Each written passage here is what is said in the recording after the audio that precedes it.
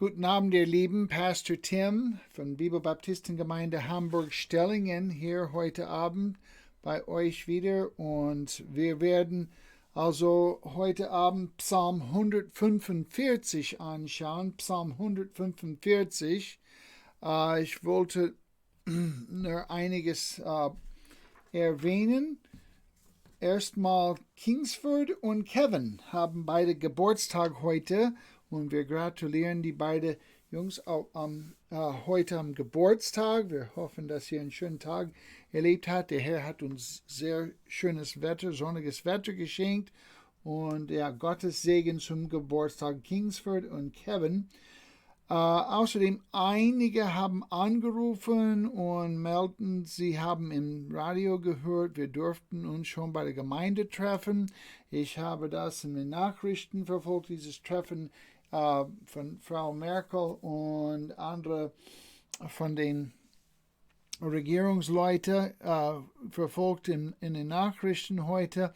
Und es hat mir nicht sehr viel gesagt, nur dass die einzelnen Länder bestimmen darüber, und da muss ich mich schlau machen und bete dafür. Wir möchten, dass wir genau wissen, ob wir uns bald treffen dürfen. Wir dachten vielleicht Sonntag in einer Woche, wenn es schon am kommenden Sonntag gehen würde, dass wir uns treffen. Unter welchen Auflagen wir uns treffen, das müssen wir alles wissen im Voraus, welche Bedingungen die auf uns liegen und wie das alles aussehen sollte. Dann, wenn wir uns am kommenden Sonntag treffen, dann melden wir bei euch alle telefonisch und würden wir das so Bescheid sagen. Sonst, wenn es nichts anderes so ist, dann bleiben wir dabei, dass wir uns erst am 17. bei der Gemeinde treffen, Sonntag in einer Woche. Ich würde mich freuen, wenn es schon am kommenden Sonntag geht. Das wäre Muttertag, wäre ganz toll. Und wenn das klappt, dann werden wir es durch Gottes Gnade in den Weg leiten und melden wir uns telefonisch bei euch, dass wir das machen können am kommenden Sonntag schon. Sonst planen wir auf den 17. uns zu treffen und hoffen, dass das auf jeden Fall zustande kommt. Lasst uns zusammen beten, bevor wir Psalm 145 zusammen anschauen. Lieber himmlischer Vater, danke für dein kostbares, ewiges Wort. Lehre uns daraus heute Abend das, was du für uns hast, und hilf uns, Herr, die Einstellung zu haben, wie König David damals hatte. Lobpreis zu deiner Ehre. Hilf uns, dich zu loben und preisen, dich anzubeten mit aufrichtigen Herzen. Ja, sprich zu meinem Herzen, sprich zu jedem von uns hier heute Abend das, was du für uns aus deinem kostbaren, unfehlbaren, ewigen Wort hier heute Abend hast. Wir danken dir, Vater, dafür. In Christus Namen beten wir. Amen. Ja, Psalm 145. Und wir werden hier einige Versen anfangen. Erst die ersten 2 Versen. Wir werden die so betrachten, die Reihenfolge nach. Lasst uns lesen da Psalm 145, 1 und 2. Zuerst hier ein Loblied von David. Ich will dich erheben, mein Gott, du König, und deinen Namen loben immer und ewiglich. Täglich will ich dich preisen und deinen Namen rühmen immer und ewiglich. Ja, mit Psalm 145 beginnt David das große Crescendo. Das ist ein musikalischer Begriff, diese also laut werden und sich aufheben in Danksagung. Also diese Crescendo seiner Lobpsalmen fängt hier in diesem Psalm an. Du findest hier die Vielfältigkeit dieses, also auf Hebräisch heißt Hallels, also es heißt ein Lobpreispsalm hier von David. Und hier möchten wir erst merken, in Vers 1 und 2 haben wir eben gelesen, siehst du Davids Entschlossenheit zum Lobpreis. Da in Vers 1 steht es, ich will dich erheben. In Vers 2, ich also will ich dich preisen und deinen Namen rühmen. Also zweimal diese ich will das tun. Was will er tun? Er will dem Herrn also erheben und er will also seinen Namen lobpreisen, ihm rühmen. Er besteht darauf, den Herrn zu erheben, den Herrn also zum Preisen. Und so soll es bei dir und bei mir der Fall sein, zu sagen, Herr, das will ich tun. Vielleicht hast du also Schwierigkeiten, vielleicht ist das mit dieser ganzen Ausgang mit Coronavirus und diese ganze Geschichte jetzt, was wir jetzt erleben, mit dieser Trennung voneinander, vielleicht hast du auch bist du müde darin und so oder irgendwelche andere Schwierigkeiten im Leben. Es ist gut für dich, es ist gut für mich, wenn wir sagen, ich bestehe darauf, ich will dich, Herr, loben und preisen, ich will dir Dank sagen, ich will dich rühmen. Und so war es bei David hier. Er bestand darauf, ich will das tun. Welch ein Unterschied das ist von Luzifer, der gefallen ist, der zu Satan genannt wurde. Was wir lesen von Luzifer, diese Gegenüberstellung von ich will, da in Jesaja 14 sagt Luzifer, ich will zum Himmel emporsteigen und meinen Thron über den Sterne Gottes erhöhen und mich niederlassen auf dem Versammlungsberg im äußersten Norden. Ich will emporfahren auf Wolkenhöhe. Also sein Anliegen war, sich Gott gleich zu machen, sich groß zu machen. Also sein Stolz, sein Ego, sein Ich ist also so hochgegangen und das hasst Gott. Gott hat das in ihn gesehen, hat gehasst und da ist er zum Boden gestürzt. Also Gott hat ihn von seiner Stelle gestürzt. Also das ist, was Gott nicht will, ist, dass wir uns überheben, dass wir stolz werden, dass wir also uns durchsetzen, uns irgendwie groß zu machen. Aber was David tut, ist genau das Richtige zu sagen, Herr, ich will dich erheben, ich will dich preisen, dich rühmen. Und so soll das sein. Herr, egal was mir passiert, egal wie elend es mir ist momentan, ich bestehe darauf, ich will dich erheben. Hier siehst du in Vers 1 und 2 dann Davids Entschlossenheit zum Lobpreis. Und dann kommen wir zu Vers 3. Groß ist der Herr und hoch zu loben. Ja, seine Größe ist unerforschlich. Ein Geschlecht rühmt dem anderen deine Werke und verkündige deine mächtigen Taten. Von dem herrlichen Glanz deiner Majestät will ich sprechen und von deinen Wundertaten, von der Macht deines furchterregenden Waltens soll man reden und deine Größe will ich verkündigen. Das Lob deiner großen Güte soll man reichlich fließen lassen und deine Gerechtigkeit soll man jubelnd rühmen.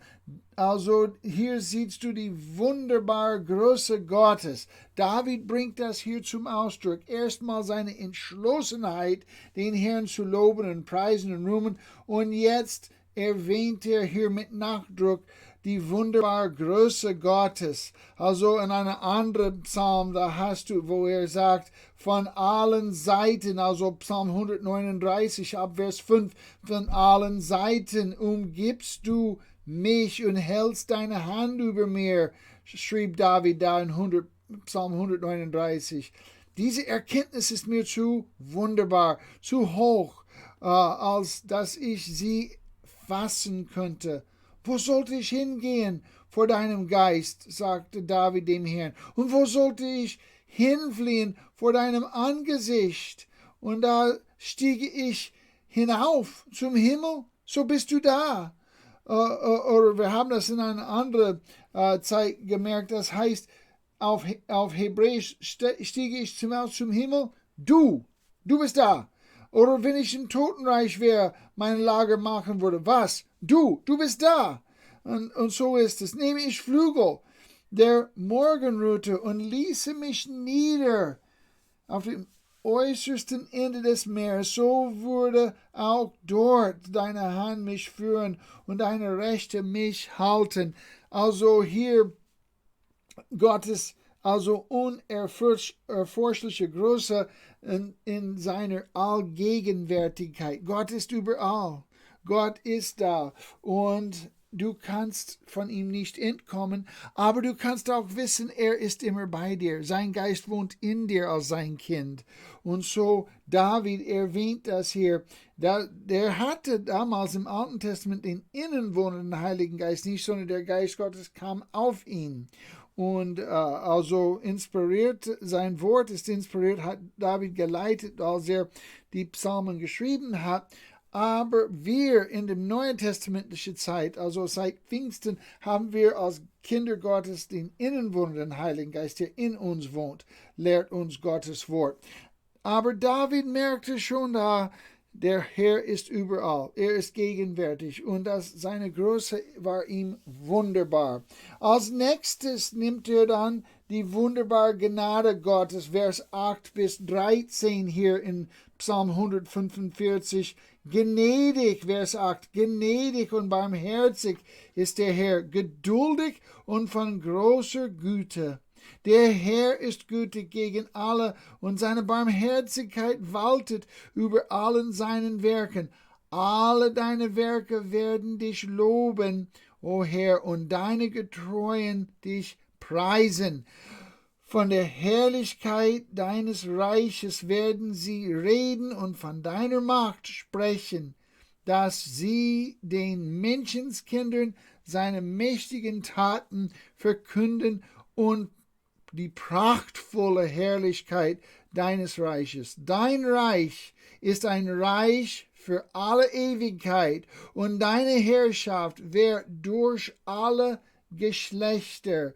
Und so hier die wunderbare Gnade Gottes, hier gleich hier in Vers 8 erwähnt, in Bezug auf Vers 8, also gnädig und barmherzig ist der Herr, finden wir in Johannes 1,16 und aus seiner Fülle haben wir alle empfangen Gnade um Gnade. Das heißt, eine Gnade auf dem anderen. Seine große Reichtümer, seine Gute zu uns, seine Gnade uns gegenüber. Gottes Reich hier in Vers 11 erwähnt, handelt sich um die Zeitlänge seines Reiches, also von Ewigkeit her zu Ewigkeit hin. So lange regiert er, so lange ist Gottes Reich. Ja, Psalm 10,16 findest du dort, der Herr ist König immer und ewig. Die Heidenvölker sind verschwunden aus seinem Land. Und so diese, kann man sagen, etwas Steigerung hier. Erstmal Davids Entschlossenheit, Vers 1 und 2, dem Herrn zu loben und zu preisen. Und dann erwähnt er in Vers 3 bis 7 die Größe Gottes und seine Allgegenwärtigkeit. Dann kommt er ab Vers 8 zu Gottes große Gnade, seine Gnade. Und ab Vers 14 bis 16, da findest du seine Gnade und jetzt in Vers 14 bis 16 seine Treue, die Treue Gottes. Der Herr stützt alle Strauchelnden und richtet alle auf, die gebeugt sind. Alle Augen warten auf dich und du gibst ihnen ihre Speise zur rechten Zeit. Du tust deine Hand auf und sättigst alles, was lebt und mit Wohlgefallen. Also der Herr versorgt uns. Er ist der Geber und Erhalter alles Lebens. Und so David geht hier dann weiter über seine Treue, seine Gnade und jetzt seine Treue, dass er uns versorgt. Und ist er nicht gut? Es tut dir und mir gut, daran zu denken. Also wie wunderbar Gott ist und wie gut er zu uns ist, wie treu er ist, uns zu schützen und versorgen. Und er ist tatsächlich der Geber und Erhalter alles Lebens, und er erhält unser Leben. Auch in seine Klagelied hat Jeremia geschrieben, in Klagelieder 3, 22 und 23, Gnadenbeweise. Also hier war der Prophet, der weinte, der heulte über den Zustand Judas damals, bevor er Gefangenschaft, und trotz sein Heulen, sein Weinen in diese Klagelieder, seine Klagen, er schreibt hier trotz all diesem, die Schwierigkeiten und die Verfolgung, die er litt als Prophet da zu Juda damals, in Klagelieder 3, 22, Gnadenbeweise des Herrn sind, dass wir nicht gänzlich aufgerieben wurden, denn seine Barmherzigkeit ist nicht zu Ende. Sie ist jeden Morgen neu, und deine Treue ist groß. Ja, Gottes Treue ist groß. Und das hat Jeremia auch in den schlimmsten Zeiten damals auch erlebt, dass er der Herr treu ist. Dann noch was, also Vers 17 bis 20, die absolute Gerechtigkeit Gottes, erwähnt David hier. Also Vers 17, der Herr ist gerecht in allen seinen Wegen und gnädig in allen seinen Werken. Der Herr ist nahe allen, die ihn anrufen, allen, die ihn in Wahrheit anrufen. Er erfüllt das Begehren derer, die ihn fürchten. Er hört ihr Schreien und rettet sie. Der Herr behütet alle, die ihn lieben, und er wird alle Gottlosen vertilgen. Also du siehst hier die Bedingungen hier. Gott ist nah, und er ist allgemein gnädig an alle Menschen. Aber was David hier erwähnt, er ist besonders gütig, und er versorgt die an Christus Jesus glauben, die ihn fürchten, die an ihn glauben, die ihn lieben und mit ihm gehen, sondern aber für die von ihm nichts wissen wollen, das ist nicht der Fall. Ja, und so haben sie also die Gerechtigkeit Gottes zu erwarten.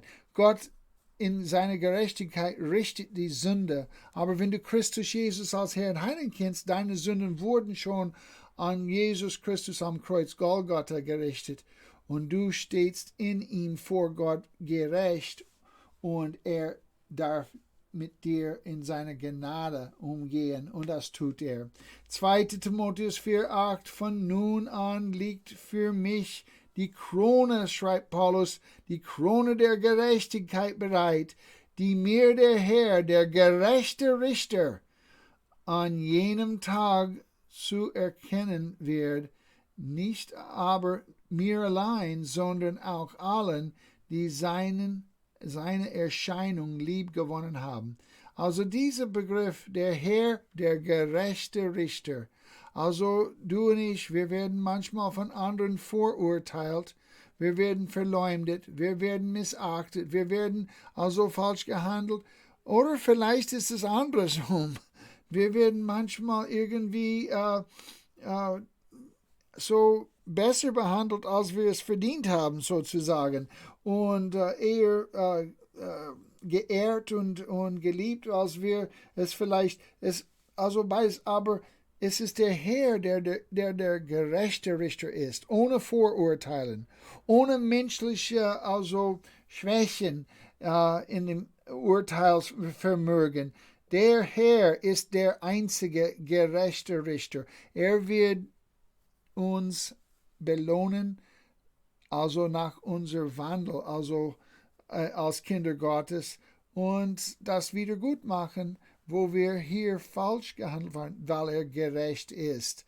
Aber wir sind in Christus Jesus gerecht und freuen uns, dass seine Gerechtigkeit uns zugeschrieben ist, weil er unsere Sünde auf sich genommen hat. Und dann zum Schluss Vers 21, Davids Aufruf zum Lobpreis. Das anderen, das mit einstimmen, den Herrn zu lobpreisen. Vers 21 hier in Psalm 145 steht es da: Mein Mund soll den Ruhm des Herrn verkünden. und alles Fleisch lobe seinen heiligen Namen immer und ewiglich. Ja, im Psalm 30, Vers 5 steht es, Lob singt dem Herrn, ihr seine Getreuen, und preist seinen heiligen Namen. Es ist gut für dich und mich, für uns, wenn wir tagsüber ein Loblied singen. Vielleicht nur leise, aber vielleicht laut, vielleicht mit anderen Gläubigen um uns herum, dass wir den Herrn loben. Wir freuen uns, wenn wir wieder bei der Gemeinde zusammen unsere Stimmen gemeinsam erheben zum Lob des Herrn im Gesang. Und das ist gut so, das tut uns gut und das erinnert uns daran, wie wunderbar der Herr ist und dass er zum Loben, zu preisen, zu erheben ist. Möge der Herr dir mit diesem Psalm helfen, also trotz aller Beschwerden, trotz aller Schwierigkeiten im Leben, dem Herrn zu loben. Ein Halal, also ein Lobpreis zu seiner Ehre zu tun und sogar darauf zu bestehen. Herr, egal was mir geschehen ist, ich bestehe darauf, ich will dich loben, ich will dich preisen, denn du bist es wert. Amen. Einen schönen Abend wünschen wir dir heute Abend und wir melden uns in Bezug auf Versammlung. Bis auf weiteres, unser Plan ist, am 17. Sonntag in einer Woche uns zu treffen. Wenn es doch also am 10. geht, am kommenden Sonntag, dann melden wir telefonisch und sagen Bescheid. Bete dafür, wir möchten uns schlau machen, wenn du was weißt, das ich nicht weiß, also von den Stadtbehörden Hamburg. Ich interessiere mich für die Informationen aus Hamburg direkt und nicht bundesweit, sondern aus Hamburg. Wenn du etwas weißt, ich höre gerne zu, was du mir am Telefon sagen möchtest oder mir also per Mail oder WhatsApp oder was zuschicken möchtest, dass wir uns besser informieren lassen können, um die Entscheidung zu treffen und wie das aussehen sollte mit Versammlung am Sonntag. So bete dafür.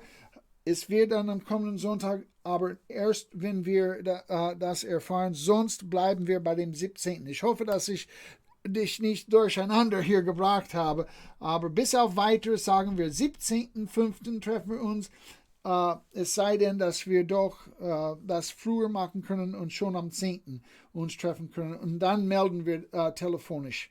Okay, einen schönen Abend dem Herrn befohlen.